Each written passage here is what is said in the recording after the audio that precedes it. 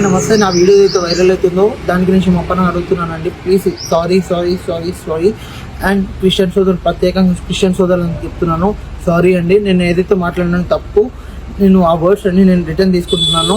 ఇంకొకటి, నేను ఆ వీడియోలో నేను ఎవరిని ఉద్దేశించి మాట్లాడలేదు, మళ్ళీ నేను ప్రత్యేకంగా అయితే మాట్లాడలేదు.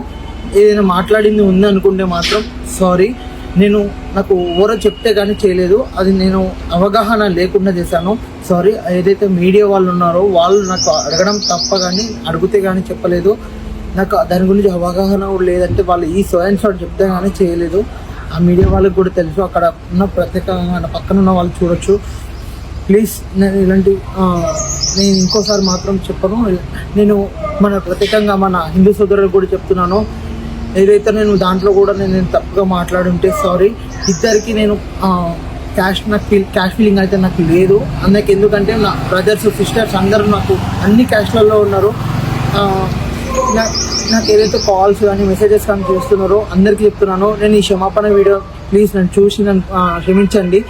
మన క్రిస్టియన్ సోదరులైనా సరే నేను ఇంకోసారి మాత్రం మీకు నేనైతే ఇలా చేయను. ఇంకొకసారి క్షమాపణ అడుగుతున్నాను కోరుకుంటూ, ప్లీజ్ ఏమనుకోకండి. ప్లీజ్ క్రిస్టియన్ సోదరులు అందరికీ అడుగుతున్నాను, నన్ను క్షమించండి ప్లీజ్. ఏదైతే వీడియోస్ అయితే నాకు పెట్టారో యూట్యూబ్లో కానీ అవి ప్లీజ్ డిలీట్ చేయాలని కోరుకుంటున్నాను. ప్లీజ్ నన్ను క్షమించండి.